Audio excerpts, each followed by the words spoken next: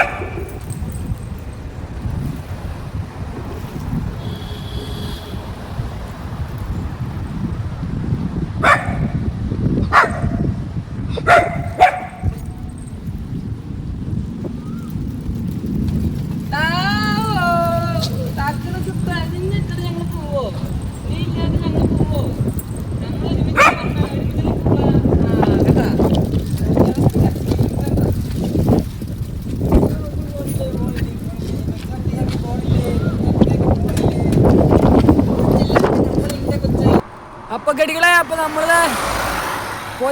പോയി ഇനി കർണാടക സ്റ്റേറ്റ് കഴിയാൻ വേണ്ടിയിട്ട് ഏകദേശം 50 കിലോമീറ്റർ.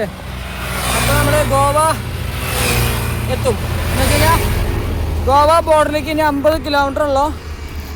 നാളെ അല്ലെങ്കിൽ നാളെ എത്തുള്ളൂ. ഇന്നിപ്പോൾ സമയം 5:30 വയ്യാണ്ടായി. 50 കിലോമീറ്റർ ചവിട്ടാൻ ഇന്നൊന്നും പറ്റില്ല.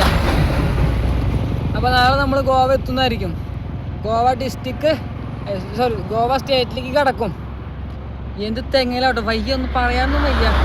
ഈ അടുത്ത വീട്ടിൽ പറയാം. ഇപ്പം നമ്മൾ വലിയൊരു കയറ്റം കയറി തള്ളി വന്നുകൊണ്ട് നിർത്തിയതാ. എന്തായാലും ഗോവ എത്തി. ഈ 50 കിലോമീറ്റർ ബാക്കി പിന്നെ പറയാട്ടോ. അപ്പോൾ കഴികളെ ഇന്ന് ഞാൻ നോക്കിയപ്പോഴേ എന്തിതാ സൈക്കിൾ അങ്ങനെ നീങ്ങണില്ല. എന്ന് വെച്ചാൽ കിലോമീറ്റർ താണ്ടണില്ല. സംഭവം നോക്കുമ്പോഴേ വലിയൊരു ഇറക്കിറങ്ങിയാലും പറഞ്ഞത് വലിയ കയറ്റങ്ങളാ. പക്ഷെ എല്ലാ കയറ്റം നടന്ന് തന്നെ കയറണം. കാരണം വെച്ച് കഴിഞ്ഞാൽ നമ്മുടെ സൈക്കിളിൻ്റെ അവസ്ഥ കണ്ടില്ലേ, കാണിച്ചു തരാട്ടാ. നമ്മുടെ സൈക്കിള് ഫ്രണ്ടിലും ബാക്കിലും പിന്നെ നമ്മളെ ബെല്ലമോള് ടെൻറ്റ് ഇങ്ങനെ സാധനങ്ങളൊക്കെ ലോഡ് കൂടുതലായതുകൊണ്ട് നമുക്ക് കയറ്റൊന്നും ചവിട്ടാൻ പറ്റില്ല. നമ്മളിപ്പോൾ ഏകദേശം ഒറ്റയ്ക്കൊക്കെ ആണെന്നുണ്ടെങ്കിൽ നമുക്ക് കയറ്റൊക്കെ ചവിട്ടി കയറാൻ പറ്റും. ഇപ്പം നിൽക്കുന്നത് ഒരു കയറ്റത്തിൻ്റെ അടിയിൽ നിൽക്കണം കേട്ടോ. ഈ കയറ്റം കയറി കഴിഞ്ഞാൽ എങ്ങനെ പോലും 1/4 മണിക്കൂർ എടുക്കും. എന്ന് വെച്ച് കഴിഞ്ഞാൽ ഒരു മീഡിയം കയറ്റം പോലും നമുക്ക് ചവിട്ടാൻ പറ്റില്ല. തള്ളി തന്നെ കയറ്റണം. അതാണ് ഇപ്പോഴത്തെ പ്രശ്നം. അത് നമുക്ക് പരിഹരിക്കാനുള്ള വഴി കണ്ടെത്തിയിട്ടുണ്ട്. അത് ഞാൻ പറയുന്നതായിരിക്കും.